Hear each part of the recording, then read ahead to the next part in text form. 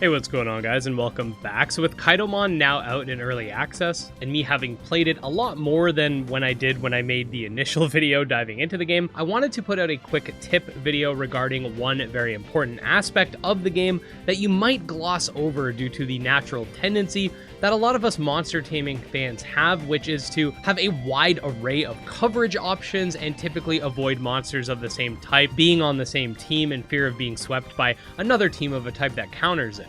Now, despite the fact that a lot of Poketubers have been calling Kādomon a Pokemon-like, it really plays nothing like Pokemon. I mean, for goodness sake, it's an auto-battler, but another way in which it does stand out is with its synergy system that gives you bonuses for having multiple Kādomon on a team that share a type, and each of these bonuses are specific to the type in question. For example, if you have a lot of water types together, you'll get splash bonuses. If you have a lot of bug types, you'll get fly spawns to help you, etc. You can have multiple synergies stack on each other as well, which means you can get some crazy bonuses going, especially since any Kādomon can have up to 3 typings. That's why if you didn't know, when you go to a resting point and you're given the option of either getting 30 XP or adding a type to your monster, that addition is actually quite powerful depending on whether or not it synergizes with your team. I'm not saying to not have any coverage, and do make sure you are getting Kādomon that are able to counter your weaknesses and stuff, and you can keep those in the storage, but what I am saying is that unlike most monster taming games, you are actually going to want to stack a lot of mons together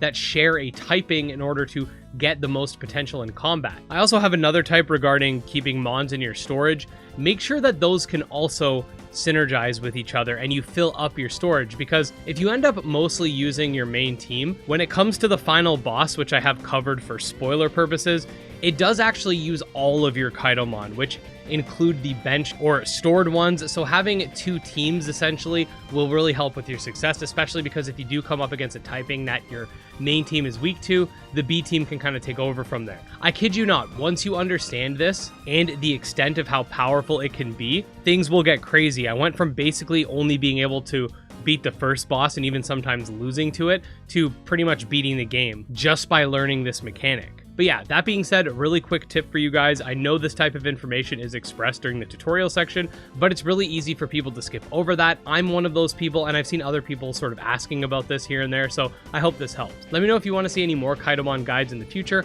and make sure to stay subscribed to the channel for daily monster taming videos, and I'll see you guys next time. Peace.